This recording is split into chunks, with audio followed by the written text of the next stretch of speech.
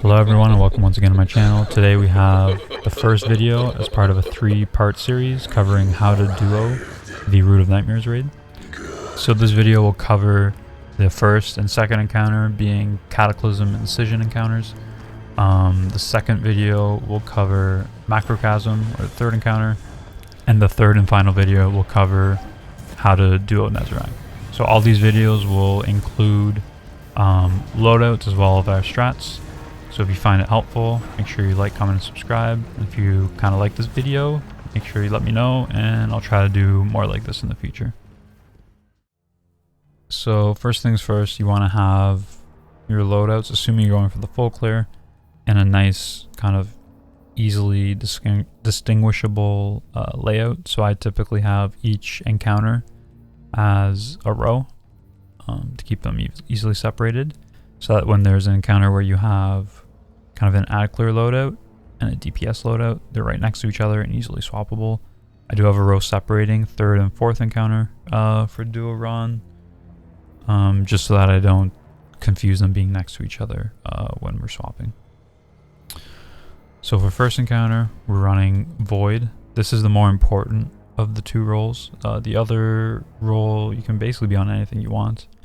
But if you're on Warlock, I find Void Lock with Echo of Undermining and Remnants with Feed the Void and Chaos Accelerant and Cataclysm to be the best. We're going to pair that with Controverse Hold with triple firepower to make orbs on grenade kills, and triple Ashes assets on our helmet to get super energy back on grenade kills. And this will basically ensure that we have a Nova Bomb for every Tormentor.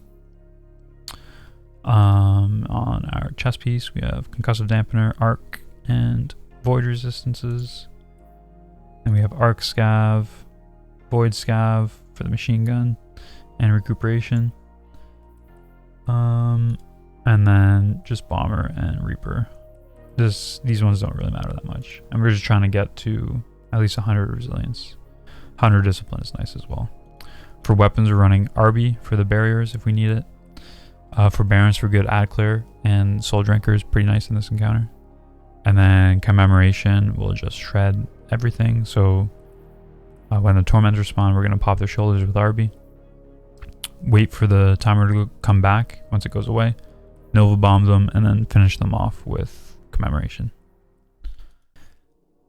Now if you're on Titan or Hunter as the kind of add clear and Tormentor role, you could go on Solar Titan with Bonk Hammer and go triple hands-on or triple heavy-handed on your gauntlets to give orbs on melee kills, and triple hands-on on your helmet, and that'll ensure a super back, and you can use that to get the Tormentors.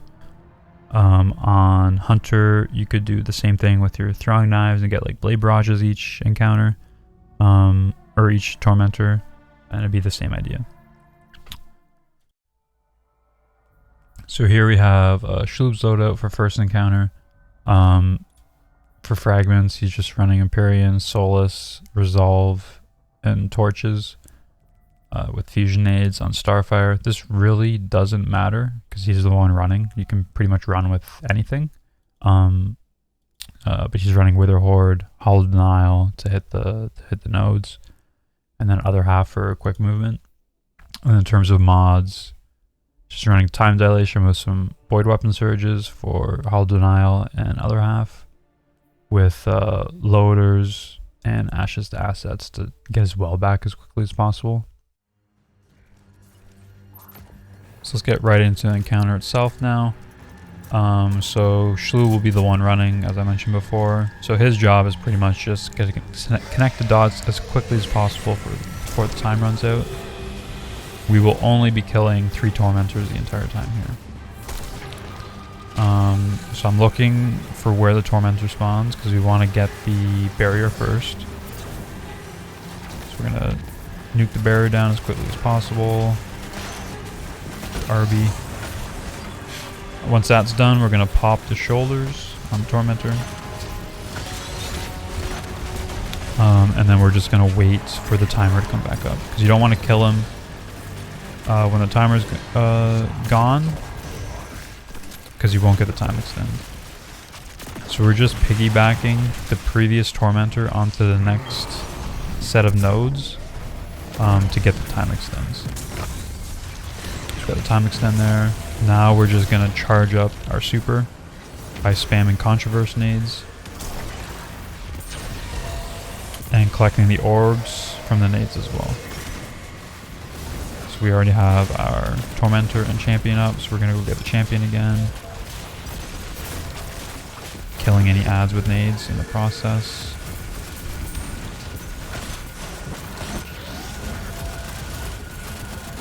Now with volatile commemoration, you don't necessarily need RV if you don't have volatile, because volatile will break the barrier shields.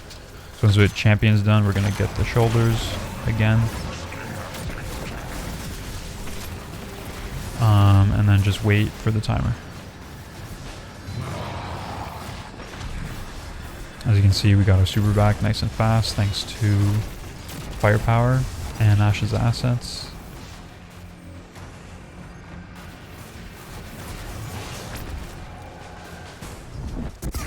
Timer's back, so we're going to super. He ran away from it, unfortunately, but commemoration will still shred him pretty quickly. So now we're back on the super grind.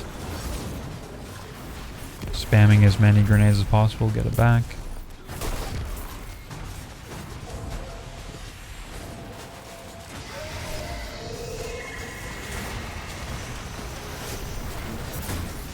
This top part is really good to spam the nades at because there's a lot of adds group up there. The champion and tormentor back up. This will be the last one we need to kill. As you can see there, the volatile broke the shield. One more nade should get our super back. And we're just gonna pop the shoulders. If I can find him. Where the fuck is he? He's in the middle. Oh no. That close call there. Devour saves us though. Where'd he go? Where'd he go? I don't know.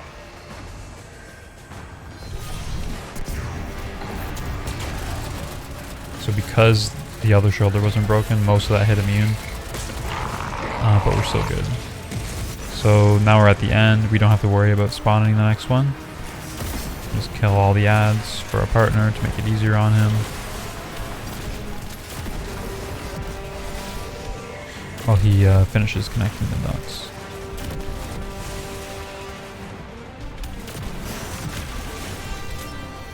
Cannot believe some fucking regular mode raid enemies put me down a red bar.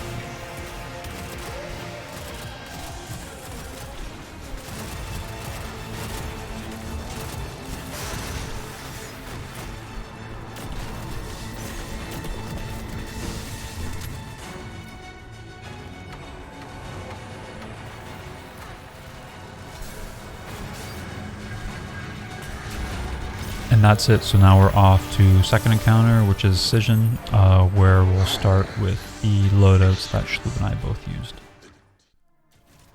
For second encounter, we're going to run Submission, Forbearance, and Other Half to kind of move around fast. Forbearance and Submission will give good healing on kill once we reload. And Submission is mostly just to hit the orb things on the encounter. As well, the one thing we want to make sure too is that we don't have overload SMG on, because this won't allow you to break the barrier shields with submission when you're staying in a well, which we'll see when we get into the encounter. For mods, we're just running double ashes with a void siphon. We're running firepower and grenade kickstart with arc loader on our gauntlets. Arc concussive and void resistance, and then double recuperation and arc scav on our boots. And then this doesn't really matter, Reaper is kind of the only thing that makes sense. And then for our fragments and stuff, we're running Phoenix Dive with Resolve, Char, Wonder, and Torches. So now let's check out Shishin's loadout. So for second encounter, he stays on essentially the exact same thing. Nothing really changes here. So again, in case you forgot, it's Wither Horde, Hollow Denial, other half, with Void Surges, Time Dilation, Loaders, and Ash's assets with Starfire to try to get his well back as quickly as possible using Fusion Aids to do that. So now let's get into the actual encounter itself. So I'm going to assume you know the gist of how this works. There's two ways you can do this. You can either do an efficient route where you're mixing what you connect between light and dark. We chose to just stick to one so that there's less communication, because you risk losing the nodes if you shoot it while the other person still has it. So this way is pretty brain dead, and you still have plenty of time, so it's not really a concern. The biggest thing I'll have to look out for here is sword tracking and the lifts sending you downward. So I try to well skate when possible if there's no ads around me. Otherwise, you can run into the problem with the well tracking to an ad behind you while you well skate, and then you just brick your well. The other big thing, I think it actually happens here to me, when you place your well at the end. So I save my well for this end part where the champion spawns, because you'll have the radiance. But you see there, I placed my well and it just immediately vanished. So keep an eye if that happens, because you'll want to get out so you don't wipe if this is a flawless run for you, or just in general you want to avoid dying, because it can throw off timing. So because I bricked my well there, I didn't really brick it, but something ate my well. I ignored the champion, and we'll get that later, because connecting all the dots is more important. I'll probably only do the first and the last floor for this, just because they're all generally the same, and I don't think it's super needed to see every floor, just to keep the video a bit shorter. We do clear our respective sides just so that we know we're always doing light or dark. At the end, we do clear the other person's side, if that makes sense. It'll make sense when we get to that.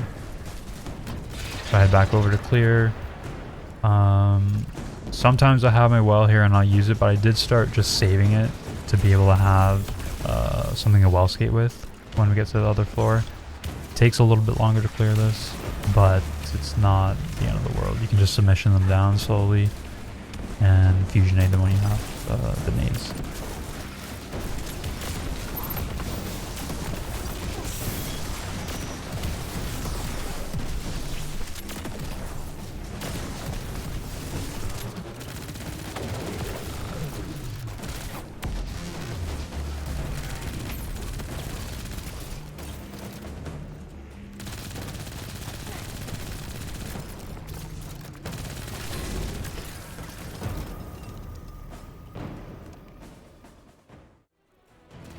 So we've skipped ahead to the third floor here and just doing much of the same thing. There are incendiaries here that you have to be careful of, that they don't boot you off. But between fusion aids and salvo, you shouldn't have much of a problem. Third floor in particular, I try to avoid well skating on, because certain parts are higher than others. So sometimes you just hit the edge and get nuked down. So this is the one time I find it better to use the lifts if I do have my well. But other than that, this is business as usual, just connecting as quickly as possible. See there, the lift sent me down, but I was able to save it with a mantle, luckily. So we go to the end here and pop our well to nuke the champion once again. This time we get to keep the well.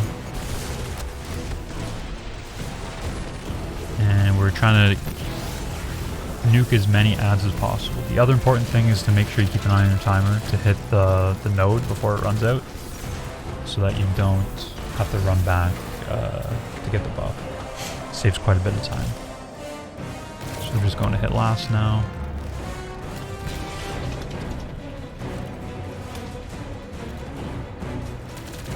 And this, since this is the last floor, we just stay on each other's side to finish off the ads and then meet at the exit. And I would say not to use well here at all, because you're definitely not going to get it back.